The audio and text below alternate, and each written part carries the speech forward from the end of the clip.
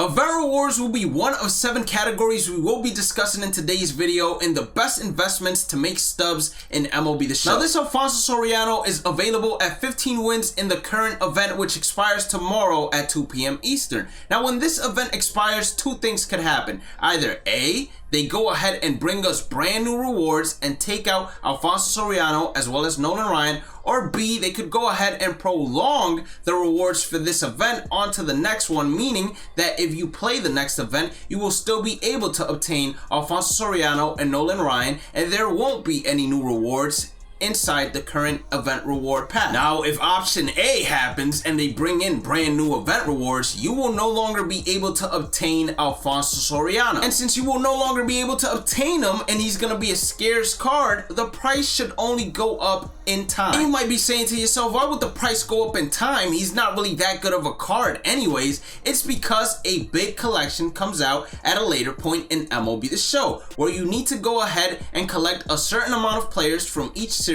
in order to get a voucher and unlock one of the best 99 overalls in the game. Alfonso Soriano is most likely going to be a lot cheaper than the other 90 and above second half series players, and as you can see, there aren't a lot of second half series players to begin with, so that makes him even more special. So looking at the marketplace right now and looking at his graph, as time progresses and they start announcing big collections, you will only see the price of this card inflate. And if you are someone that invested in, let's say, 3 to 4, you will 100% make more than 100% in profit. Meaning if he's selling right now for 15k or 17k, let's say buy now, and you buy him now, you will more than likely sell him for more than 34k whenever the time comes. As you all know, Nolan Ryan is the other collection reward. He is available at 20 wins. He should also go ahead and rise in price just like Alfonso Soriano. They should remain around the same price in the long run, but Nolan Ryan might be a little bit more rarer because you need more wins in order to obtain him. Although that might be the case, if you look at the All-Star Series, there are a ton of players. So with that being said, although he should be a little bit more rarer because there are a lot more cards to replace him in terms of the collection, he might be a little bit more cheaper. The second series I want to focus on is the Takashi Okazaki series. I have never seen a Legend Choice Pack be so disrespected in my life. I invested personally into a couple of Chase Utleys because I thought by now he should be selling for about 25k, and boy was I wrong. But ask me if I sold.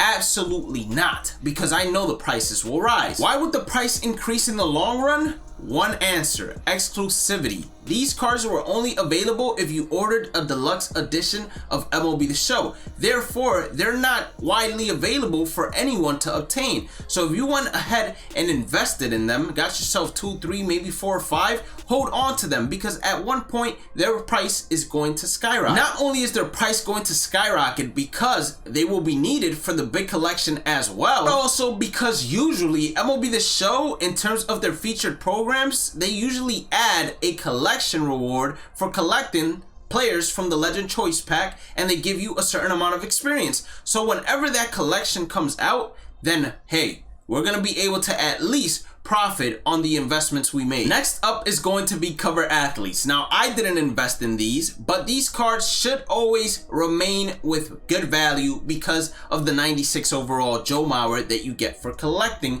the entire set. Now, you're also going to go ahead and need these cards for the big collection. So as the big collection comes along, these cards will also rise in price, and they follow the same exclusivity rule that the previous series, Takashi series, followed. Faces of the franchise. This is basically our inning program without it being our inning program. There is something that usually happens when the next inning program comes out, and I will discuss that in just one second. But one of the reasons this card should also rise in price as we go on is because, just like the event rewards, these were time limited. And not only were they time limited, but you couldn't obtain 30 of 30. So when the big collection comes out and is asking you to go ahead and collect at least, let's say, 20 of 30, you're gonna have to buy some of these cards that you did not buy, or maybe you sold off on previously. And these cards are going to be a lot more expensive because a lot more people will be investing into them. them, and then new players won't be able to obtain them anymore, so they will be scarce. Another reason I believe these cards will eventually rise in price is because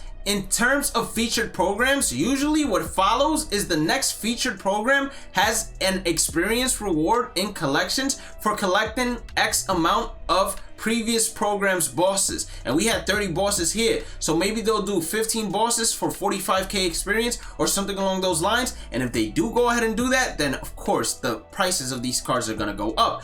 But the cards that are least picked are most likely the cards that are going to rise in value the most, because they will be the most scarce ones. The Prospect series is up next, and I do not believe that these cards are good to invest in terms of holding long term, hoping that their prices will go ahead and inflate. But instead, I think that these are the best cards that you go ahead and use to flip on the community market in order to go ahead and make quick stubs. Now, you find the best margin, and the community market should be active for them. Why? Because if you look into Conquest, you get these packs from Conquest, you get these packs from the brand new Conquest that just came out, and you also get these packs from mini seasons. So new players are always going to be obtaining these packs, and they're always going to be able to sell it inside the community market, so it's just always going to be active. Funny enough, headliners usually go up in price as well as time progresses, but they don't go up in price fast, and usually the only time you will actually see them go up in price big time is whenever that big collection is announced. So if you are investing in headliners, it would be long-term holds until big collections are announced, and then there is when you finally go ahead and sell off, and you should make a decent profit.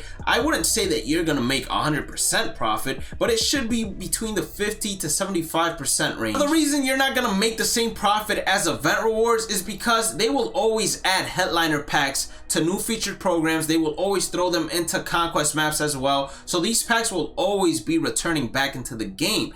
But at some point, they are no longer going to return set 1 headliners, and they're going to move into only returning set 2, only returning set 3, etc. as we go on forward. So set 1 is going to become more scarce, and then there is when you start seeing the price of the card inflate, especially as big collections are announced. We're moving on to live series players, and before we get into live series players, let's talk about the supercharged players and why they might be a short-term investment, not long-term, short-term. Supercharged players, it's pretty simple to go ahead and explain. The biggest moments inside the MLB this season will be transferred over into Diamond Dynasty in the version of supercharged cards. So during opening day today, we are going to receive 7 supercharged players that are going to have a boost to their ratings for 48 hours. The reason why this might impact the market is if you can go ahead and predict which player is going to get that 48-hour boost based on what they did inside the game, then the price of that card will most likely inflate because people will want to go ahead and use that card.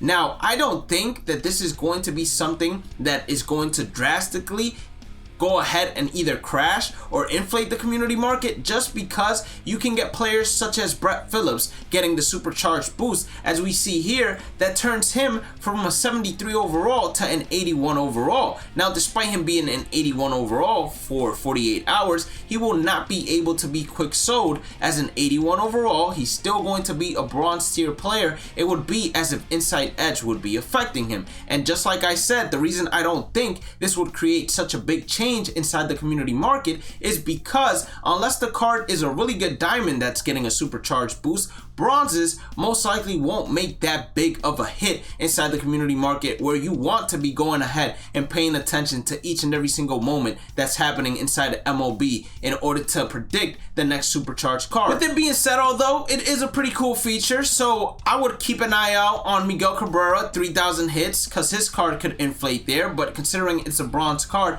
and not a diamond card, I just don't see it inflating crazy. So the reason I'm saying it's a short-term investment is because maybe you want to buy, let's say, 10 of whichever card or whichever player you know is nearing a milestone inside the MLB, or whoever produces a big moment inside a game in the MLB, and when he gets that 48-hour supercharge, you want to go ahead and sell him. I wouldn't say instantly, but pretty close to instantly, because that's when his price is going to be inflated at the highest, since a lot of other people are going to be saying, oh snap, he just had a big moment, let me buy a ton of him as well, so then I can flip him later on. If you had, you know, big brained it and invested invested in the player before and then went ahead and sold him instantly as soon as he went ahead and completed the milestone and they supercharged him, you would be able to sell it instantly and get a profit, no problem. Last but not least, when it comes to live series players, there are players you're gonna want to go ahead and invest in order to go ahead and make a profit whenever they get upgraded in a roster update. But we gotta pay attention to this quick sell chart because they fixed what wasn't broken basically, and they did it for a reason as well. Remember, you could have bought a ton of golds for 2 to 3k, and then once they went diamond, they would instantly be quick sold for 5k, netting you a 2k profit. Now if we go inside the community market, a ton of the golds that we believe are going to be diamond will not even net you a profit for you going ahead and investing on them, unless once at the diamond level the community market inflates their price past whatever you invested at, and usually they don't do that. They drop the price down since they were so heavily invested in. They're oversaturated and people are just trying to get rid of them, but unfortunately you won't be able to get rid of them for the quick sell value. For example, a Trevor Story, if he goes up to an 86 overall diamond, you're only getting 3.7k back. 3.7k back. You went ahead and bought each one for 5.6. You're gonna be banking on him to at least become an 89 overall throughout the course of the year in order to make a profit. So live series predictions are going to be a lot harder to go ahead and invest in order to make a profit, and they're most likely going to take a lot longer to go ahead and invest in and make a profit. The best investments most likely will be bronzes to silvers, and then just holding those silver guys and hoping that they eventually go gold as well. But investments went from short-term investments to long-term investments, and when I say long-term, I mean long-term really quickly. And with that being said, that is going to be it for today's video. So make sure you guys hit that like, red, subscribe, notification, check out the description for the Twitch and Discord social medias. Have a blessed day and night. Stay positive, stay safe, stay blessed, and I'll catch you all in the next one. Peace out.